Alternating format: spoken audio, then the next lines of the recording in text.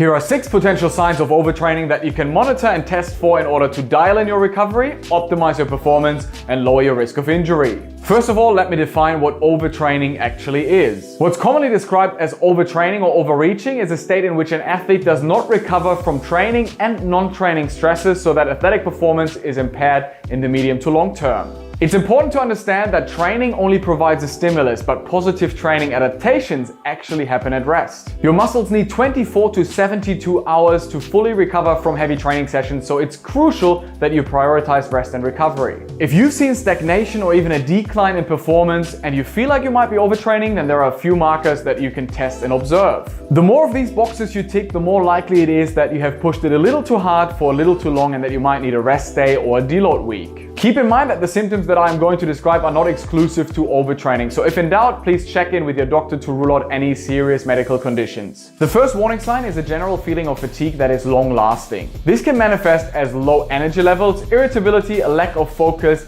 slow decision-making, a drop in reaction time, and heavy legs. Overtraining can also lead to disrupted sleep, which will affect your body's repair processes. Slow wave or deep sleep is usually experienced in the first half of the night. It is essential for muscle recovery. Poor sleep quality will lead to decreases in athletic performance. Devices like a Garmin watch or Whoop strap will show a detailed breakdown of your sleep cycle so that you will be able to monitor your sleep quality. A lower resting heart rate is commonly viewed as a sign of physical fitness and cardiovascular health. Overtraining can lead to an elevated resting heart rate relative to your baseline. You can also monitor for an elevated heart rate during sleep as a potential sign of overtraining. Your heart rate variability, or in short HRV, is the variation in time between each heartbeat. HRV is a measure of your autonomic nervous system, which is split into 2 competing mechanisms. The parasympathetic nervous system causes your heart to beat slower. The sympathetic nervous system speeds up your heartbeat. A higher HRV is associated with a parasympathetic nervous system or rest and digest. A decrease in heart rate variability is associated with the sympathetic nervous system,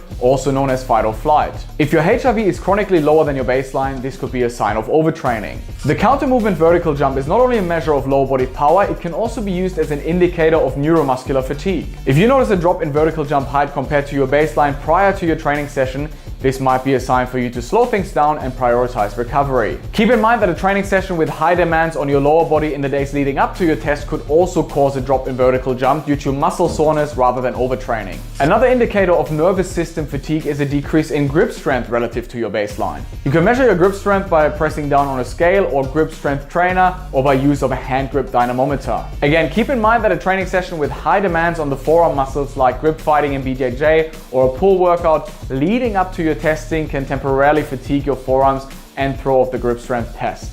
In order to prevent overtraining, it is important to optimize your nutrition, hydration, sleep, stress management, and recovery. Make sure to also follow a structured training program with progressive periodization. If you want a program that ticks all the boxes, check out my Combat Athlete 8-week bodyweight training and nutrition guide. The document is backed by over 60 studies giving you everything you need to know to optimize your performance as a combat athlete. Hit the link up here or in the video description and get started today. If this video was helpful, please drop a like and also let me know in the comments what videos you'd like to see in the future. Thanks for watching, and I'll see you in the next one.